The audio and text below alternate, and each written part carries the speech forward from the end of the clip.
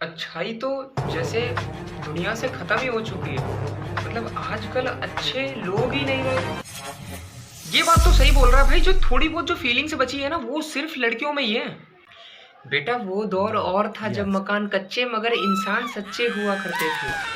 बेटे आजकल के जमाने का तो ये दस्तूर है, दोस्ती भी उन्हीं लोगों से हो, या तो जिनको हमने पेला है या जिनसे हम पीले हैं। यू मीन लड़कियां मामा जी? सुन बे छिपकली के मुंह, ये हवस का नंगा नाच अपने दिमाग से बाहर निकाल दे, कुछ काम की बात भी कर लेते हैं, समझा? जी मुझे दुनिया का समझ ही नहीं आता। मतलब दुनिया इतनी तेजी से आगे बढ़ रही है। बेटा ये तुम्हारा ही नहीं है, ये पूरी दुनिया का दस्तूर ही कुछ ऐसा है। साथ साथ चलोगे तो कुछ समझ नहीं आएगा। एक पल के लिए अगर जहां तुम थम गए तो तुमको ऐसा लगेगा कि दुनिया कितनी आगे निकल गए, हम क्यों पीछे रह गए। तो बेटा ये सिचुएशन जो है ना, ये हर उस इंसान को फेस करनी पड़ती है जब तुम्हारी उम्र में कोई होता है। बेटा वैसे तो मैं ज्यादा सोचता नहीं, लेकिन मैं एक सजेशन जरूर दूंगा कि अगर जिंदगी में कुछ करना है तो सिर्फ इतना सोचो कि लंबा कैसे करें। वैसे एक बात तो है भाई, ये फीलिंग तो रात के 12 बजे ही आती है। कौन सी क्या फीलिंग? जीजा जी वो ओवर थिंकिंग की बात कर रहा है, क्योंकि आजकल के बच्चों का दिमाग ना रात के 12 बजे के करीब ही बहुत तेजी से चलता है। अरे हमें तो इसी चीज से तसल्ली है, कम से कम अपने भविष्य के बारे में सोचते तो हैं, भले ही वो रात को ही क्यों ना सोचे। दिमाग पे थोड़ा जोर तो डालते हैं।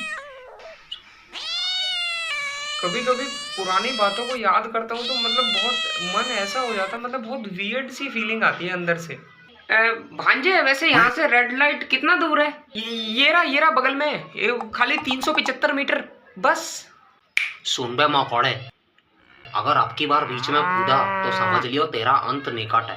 अरे यार देखो, तुम लोगों की बातों में मैं तो भूल ही गया, मैं चाय चढ़ा के आ रखा हूँ। तो किसी ने कहा था अंकल कि हम बड़ों की बात सुनो, यहाँ पे खड़े होके चाय देख कर आता हूँ। वैसे मामा आप रेड लाइट के बारे में क्यों पूछ रहे थे? वहाँ क्या काम है आपको? कुछ नहीं बेटा, बस वहाँ जाके तेरा वियर्ड सा जो मूड है वो ठीक हो जाता बस। मामा क्या बात कर रहे हो? मतलब रेड लाइट पे जाके किसी का मूड कैसे ठीक हो सकता है? वो तो ऑलरेडी इतने ट्रैफिक वाला इलाका है, इतनी गाड़ियां वगैरह चलती है, वहाँ पे तो ऑलरेडी दिमाग खराब हो जाएगा और सर में दर्द हो जाएगा मेरे तो। बेटा वहाँ वो रहती है। कौन? अरे वही 500-300। 500-300? मैं कुछ समझा नहीं। एक मिनट, कहीं आप रात को जाने की तो नहीं कह रहे वहां पे? सही पकड़ा है ना? कुछ तो है, मतलब समझ जाता हूँ, मतलब इशारे से ही समझ जाता हूँ भगवान का मतलब कुछ तो आशीर्वाद है।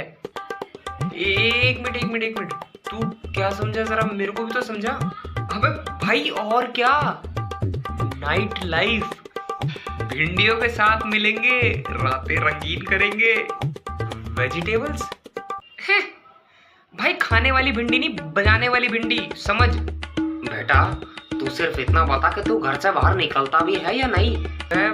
मैं पूरे दिन घर में ही रहता हूँ, बाहर जाने की जरूरत ही नहीं पड़ती। कभी कभार कुछ सामान लाना ले जाना होता है तभी जाता हूँ, वरना पूरे दिन तो घर में ही रहता हूँ।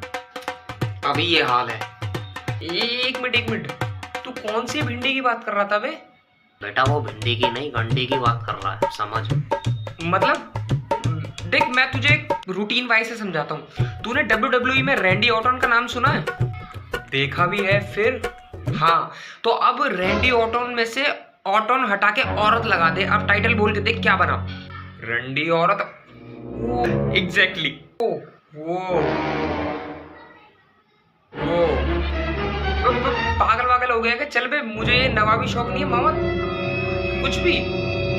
बेटा समय जिंदगी में उतना अनुभव नहीं दे सकता जितना इंसान समय के साथ चलते चलते ले सकता है, तो समय के साथ करना पड़ता है।